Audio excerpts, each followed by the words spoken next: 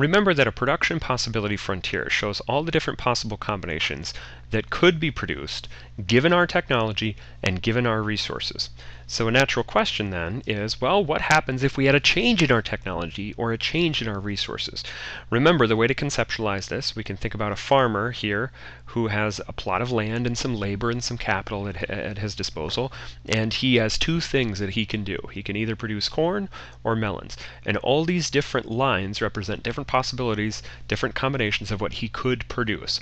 All those different possible combinations of what he could produce, that's our production possibility frontier. So we've got two different graphs here. They look identical, right? They each show the farmer's production possibility frontier. That is, everything, all the different possible combinations of what he could produce with his given resources and his given technology. If you recall a couple of things about this production possibility frontier, this vertical intercept right here represents if he devoted all of his time, talent, and energy, he used all of his resources to only producing melons, this is how many melons he could produce, right? Corresponds to the first line. This line represents, this horizontal intercept represents if he devoted all of his time, talent, and energies to producing corn, right? And it corresponds to that bottom row.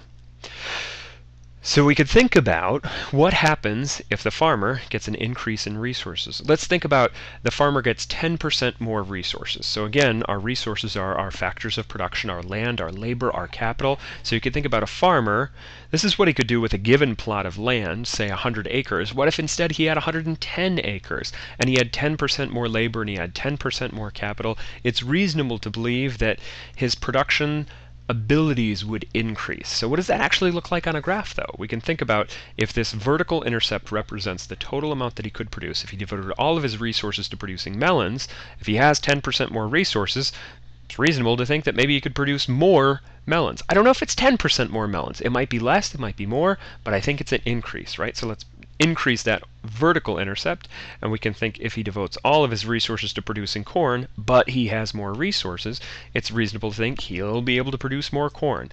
And so the way we describe this higher production possibility frontier, this production possibility frontier that's further out from the origin, represents what he could produce if he had more resources.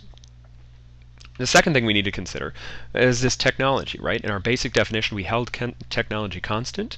Technology was our state of knowledge about how we combined inputs into outputs. What if this farmer has an increase in technology? So something happens and he can better use his inputs to produce outputs. So technology is actually a tricky little thing, right? Because we can have technology that happens to a specific individual good, or we can have technology that happens to one good with spillover benefits to other goods around it, right? So you can think about if you've got automobiles and trucks, cars and trucks, you can think about if you figure out a better way to make a car, maybe some of that technological advance might have spillover benefits to the way you produce a truck. But you can also think about over-the-counter drugs and calculators, right? You can think about, if we figure out a better way to make over-the-counter drugs, I don't really think that that's going to have some spillover benefits to the production of calculators. So technology is tricky, because sometimes it has spillover benefits, sometimes it doesn't. Let's consider a technological increase that in isolation influences only corn, right? So we could think about, okay, so this farmer figures out something where he can use his resources, his land, labor, and capital to produce more corn.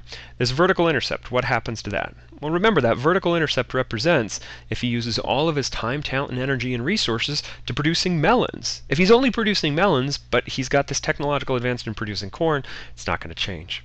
But we can think about this horizontal intercept that used to represent the total amount of corn he could produce given his resources, right? If he figures out a better way to use his resources, he's going to be able to produce more corn.